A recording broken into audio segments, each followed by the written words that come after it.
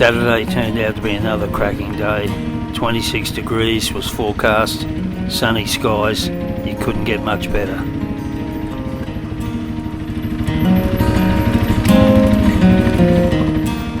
Only 3 riders today, Bill on his Husky 501, Kim on his Husqvarna 701 and myself on the trusty Honda Rally 300.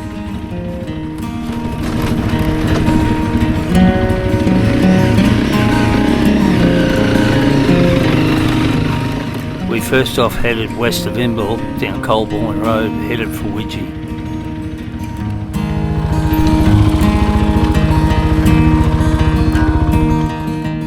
With the smaller group of riders, it often allows for more exploring.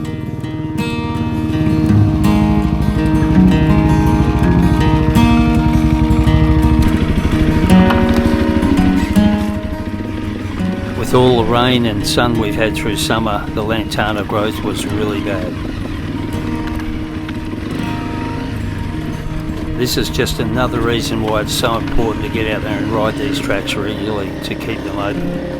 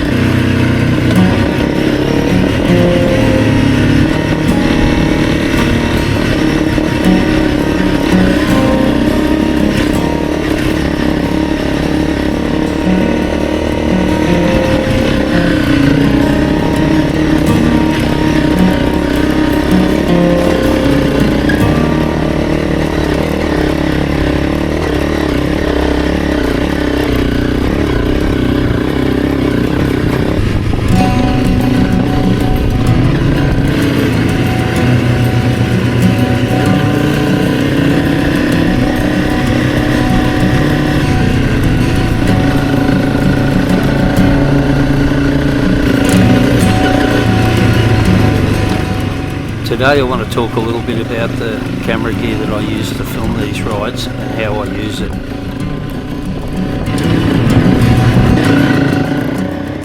For a few years I used GoPro products, but I found that they just weren't listening to feedback from their customers, and I changed over to DJI, and I've been using 2 DJI 4 action cameras ever since, and I've had these for about 2 years and they're just fantastic. The DJI Action 4 cameras pair really well with the DJI microphones, giving clear sound and recordings.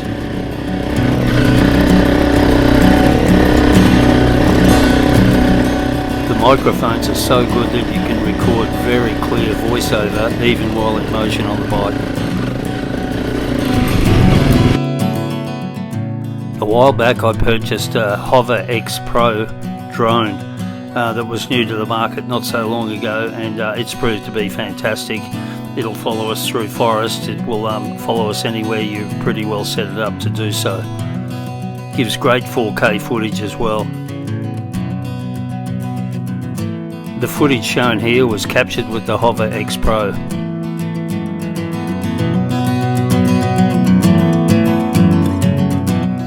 I do sometimes use the DJI Mini 3 Pro, however it's a little bulky to carry on the bike when you have to carry the drone, a few batteries and the controller. I'm finding the Hover X Pro, although it has less capability than the DJI Mini 3 Pro, is just easier to carry into the bush on these rides. Even though DJI has subsequently released Action 5 and Action 6 cameras, the 4 still remain a really good option. They can be bought now currently for a little over $300 Australian, and they're rock solid.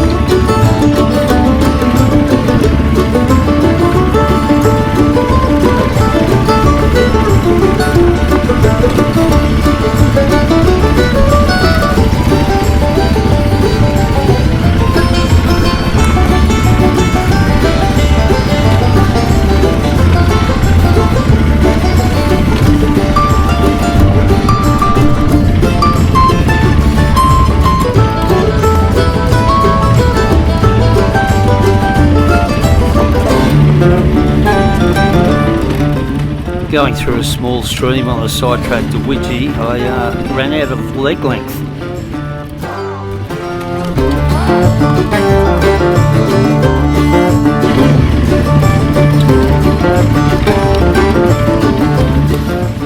You always have to be careful along this section of track. It's black soil and it holds moisture really well.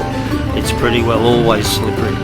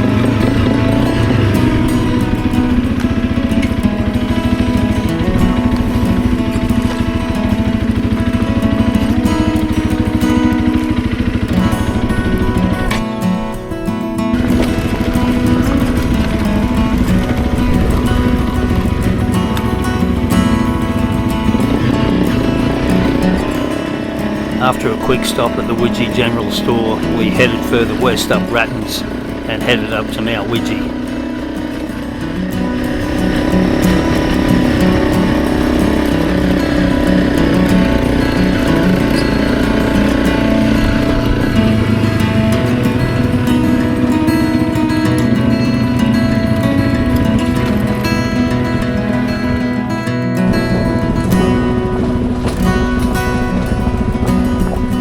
Just recently I've also mounted a camera backwards on my helmet, which gives a great view of the guys behind. It also shows the terrain they're riding really well.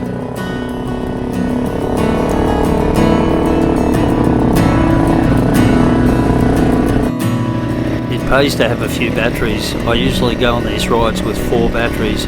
If I've got 2 cameras, that's 2 each, and it usually does the whole day. Mind you, I'm not filming the whole time. I'm turning the cameras on and off to suit what I want to film and the terrain we're riding.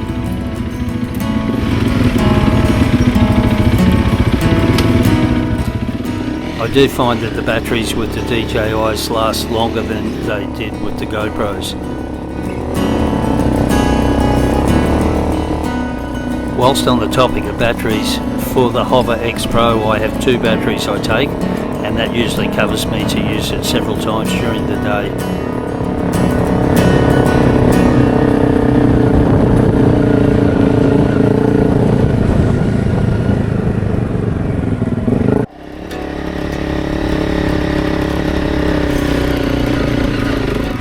It's always a great run up to the top of Mount Widgie for the views, and on the way up there's a couple of rocky sections that certainly keep you on your toes.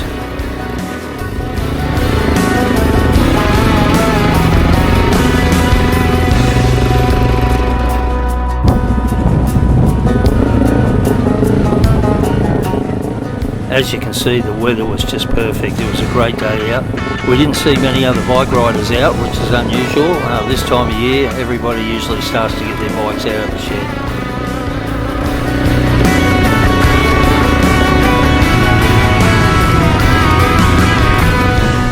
When it comes to editing the film when I get home, I use either a iMac desktop or a Apple Mac Pro MacBook, just a card reader, and I get it into there and I use it in iMovie, which seems to cover the things I want to do with the footage. Editing a film of this length, say about 15 minutes, would normally take about an hour, and then you've got to process it, and then uploading of course to YouTube is the longest part of that process.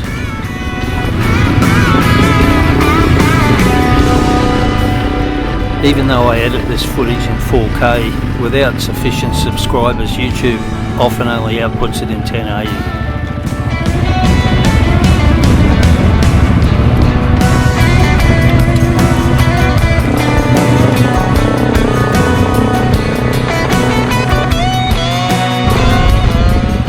Just a word of warning, if you are going to edit in 4K and use 4K footage, you will need sufficient computer power, otherwise it will take forever.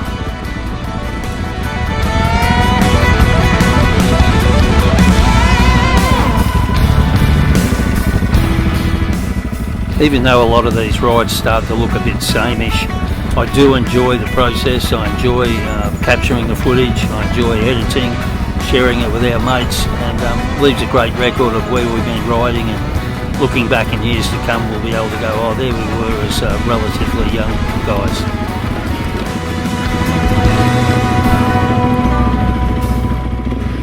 So I hope some of the information I've given you helps you to understand how we capture these rides and edit them and post them.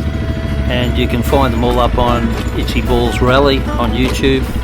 And I also have a secondary channel called Travels with Shane, which is not so much motorbike centred, but covers a lot of travels around the world.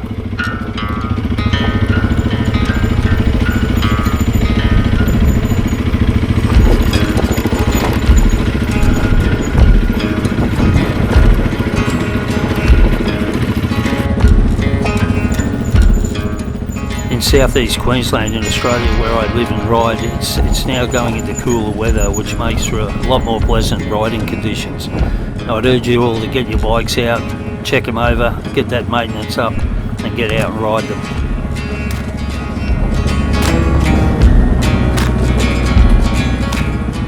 And maybe we'll see you along on one of our Queensland Honda Rally Owners Group rides, which are posted up on the Facebook page. We ride almost every week, and we welcome you riders.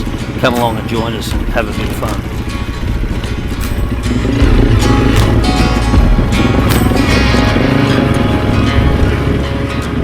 The riders in our group cover all age groups. None of us are Dakar standard riders, but we do enjoy our riding, and we get in and have a bit of a dig. And yeah, really like to see you along if you want to come along.